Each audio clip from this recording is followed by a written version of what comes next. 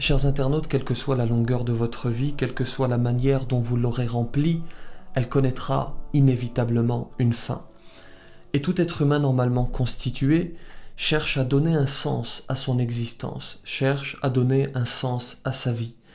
Il y a en fait peu de divergences sur ce point. Quelle que soit notre nationalité, quelle que soit notre confession, nous nous posons tous les mêmes questions existentielles que résume d'ailleurs Kant avec ses fameuses questions kantiennes. Et notamment avec la deuxième et la quatrième question, que dois-je faire et qu'est-ce que l'homme? En revanche, nous divergeons fortement sur la fin de nos vies. Certains considèrent qu'après la mort, il n'y a rien, qu'après la mort, il y a le repos éternel.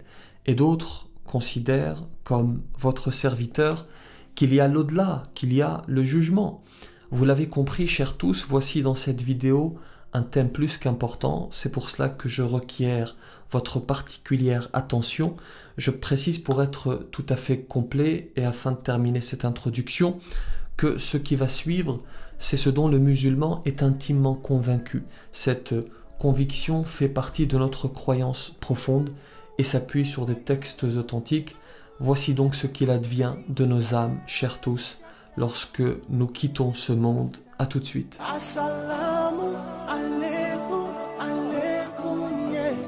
Assalamu alaikum, alaikum. Bismillahirrahmanirrahim. Assalamu alaikum wa rahmatullahi wa barakatuh. Dieu dit dans le Coran: Kullu nafsin dha'iqatul maut.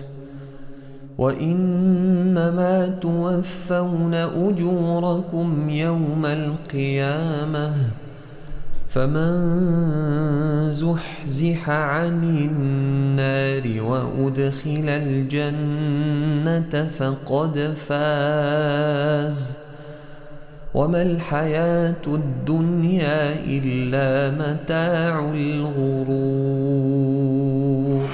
Le Créateur nous a donné la capacité dans ce monde d'influer, d'agir sur notre destin dans l'autre monde. Un destin dans l'autre monde qui commence à la fin de nos vies terrestres. Parce que nous considérons, nous musulmans, nous considérons que la vie avec un grand V est constituée de deux tronçons, un tronçon dans l'ici-bas et un autre dans l'au-delà.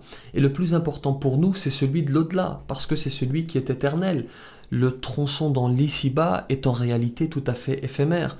أعمار أمتي ما بين الستين إلى السبعين وأقلهم من يجوز ذلك. Le prophète, que la paix soit sur lui, nous dit: l'âge de ma communauté se situe entre 60 et 70 ans.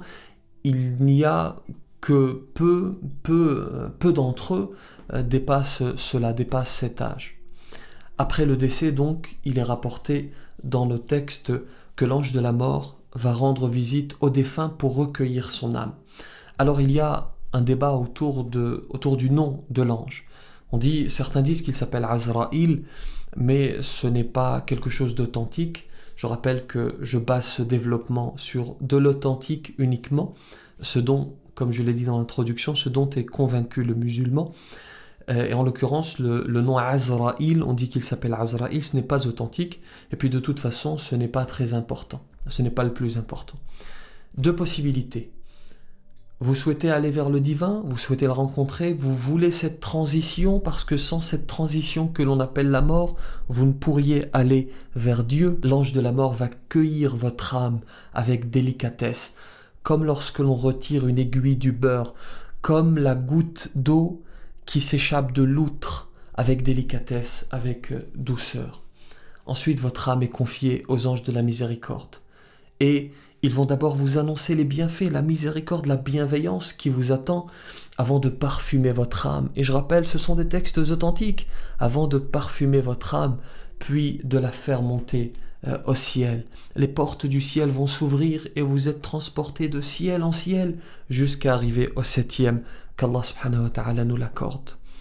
En revanche, et c'est la deuxième possibilité, si nous nous accrochons à la vie de l'ici-bas, si nous refusons cette transition, comme si nous ne voulions pas aller à la rencontre du divin, alors l'ange sera contraint d'arracher cette âme. Nas'alullah al-afwa al-afiyya, qu'Allah nous en préserve.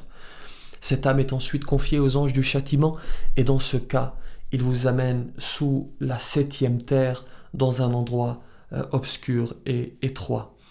Par la suite, que cette âme ait été élevée ou rabaissée, elle revient et elle va regagner le corps. Les anges accompagnent le cortège funèbre et celui qui faisait partie des vertueux, des pieux dira « Qaddimouni, qaddimouni » avancez-moi, avancez-moi, accélérez.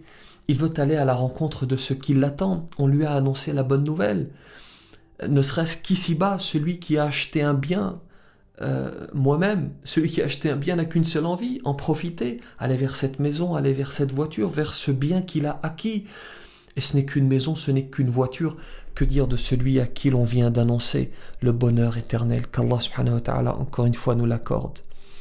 Nous voilà maintenant dans la tombe, seuls, plus de possibilité d'agir, plus de possibilité de prier, plus d'ostentation, plus d'orgueil, c'est terminé. Il n'y a qu'une seule chose qui nous accompagne, nos actes. Comme cela est cité d'ailleurs dans la tradition prophétique, il y a 3 choses qui suivent le cortège funèbre, 2 repartent et 1 reste.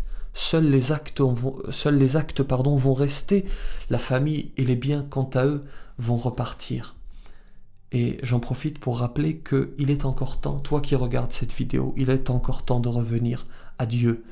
Aujourd'hui, tu as encore la possibilité de prier, de jeûner, de revenir à Dieu, de faire le bien autour de toi. Tant que tu respires, il n'est pas trop tard. Il est maintenant l'heure de répondre aux questions des anges. Munkar et Nakir, je poursuis le développement. Ces fameuses questions pour lesquelles nous avons des facilités à répondre dans l'ici-bas. Mais c'est ce qu'il faut comprendre. C'est autre chose dans l'au-delà. C'est un autre état d'esprit, c'est un autre monde. Les fameuses questions, qui est ton Seigneur, quelle est ta religion, que dis-tu d'un homme qui a été envoyé chez vous? Bien entendu, on se dit tous, et lorsqu'on était jeune, je me souviens, j'avais mon professeur de théologie lorsque j'étais vraiment jeune, pour nous expliquer ce point, nous disait les bonnes actions que tu vas faire ici-bas, tout ce que tu vas faire, c'est ce carburant qui va te permettre dans l'au-delà de répondre à ces questions. Mais si tu n'as pas fait le bien, si tu n'as pas fait un certain nombre de choses, d'adoration, de prière, etc., tu seras privé de ce carburant pour pouvoir répondre à ces questions. Et les vertueux arriveront à répondre à ces 3 questions. Et leurs tombes vont s'élargir jusqu'à la portée de leur regard. Cet itinéraire de l'âme, nous le connaissons toutes et tous, avec plus ou moins de précision, mais il y a une différence entre savoir une chose et en prendre conscience, entre savoir une chose et l'appliquer dans la vie de tous les jours. Avoir conscience d'une chose, c'est faire en sorte qu'il y ait des conséquences dans nos vies de tous les jours, dans notre quotidien. Je suis conscient de ce voyage de l'âme, alors j'agis au quotidien pour faire en sorte que ce soit positif pour moi. Je reviens à ces questions. En réalité, répondre aux questions des anges, c'est aujourd'hui, ici-bas, faire le bon choix entre le licite et l'illicite. C'est choisir la raison au détriment de la passion et non l'inverse.